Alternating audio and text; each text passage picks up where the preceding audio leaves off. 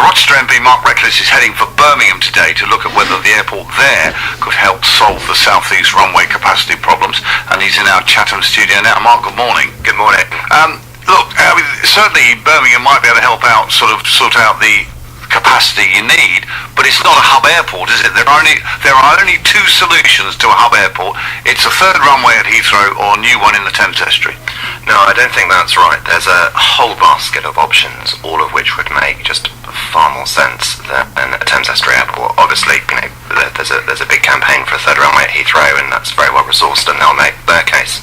But what I want to do is look at some of these other options. Today we're going to Birmingham. It's slap bang in the middle of the national motorway network with high speed 2. It will be half an hour from Heathrow, 40 minutes from Euston, and 55 minutes from us in Ebbsfleet. It's got 27 million spare capacity currently. It's lengthening its runway next year to take the biggest planes from across the world. It's safeguarded land for a second runway, and at the moment huge numbers of people are coming down from the Midlands and the North to use Heathrow, who would find it far more convenient to take flights from Birmingham. Do you see it as a hub airport though? So do you see people flying in from the States, for instance, into Birmingham and then out again to Paris, for instance? Yes, I mean, I do think potentially that could happen, but there are other options as well. And in particular, a second runway at Gatwick becomes possible from 2019.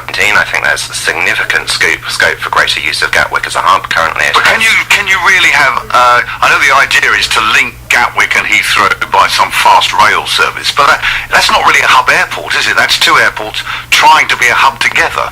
Yeah, I mean, there are proposals for that, depending how you do it. If it's sort of airside and you can do that within 15 minutes, then actually, it can almost become an intra-airport link. So I think that's conceivable. But another option, which I think is very, very promising, and Steve Norris, an ex-transport minister, has been promoting, is Stansted, where currently there's actually 50% spare capacity, but the problem is the surface access.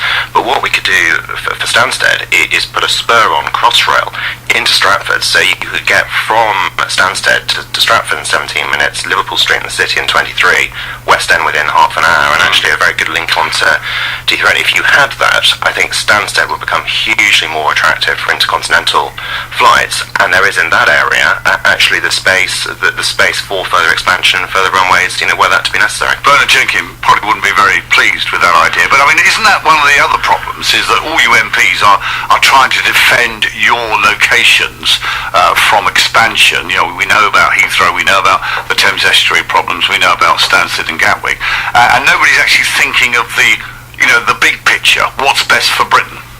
Well, I mean, I come from this as an economist as well as the local MP, and I think a Thames Estuary airport would be environmentally devastating, but also economically. It's just so much more expensive to build a new airport from scratch rather than to expand existing provision. And the cost of a Thames Estuary airport would be 50, 80, 100 billion pounds. You could sort of abolish train fares across the whole country for a decade for that sort of money. And some of these other airports, actually, there is significant local support for expansion. We saw several MPs writing yesterday to the Telegraph saying that Birmingham should be expanded, who live in that local area. I think around Gatwick, Henry Smith is the MP for Crawley. I think he is at least prepared to consider the case for expansion at Gatwick.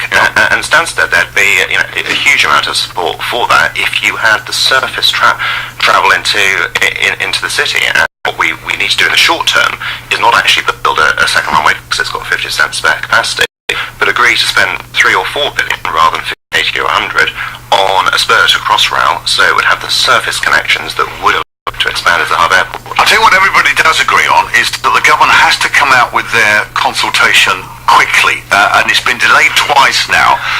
Some people are saying they're delaying it because they don't want it to come to the conclusion that a third runway at Heathrow is the only game in town before the next election. What do you think about that?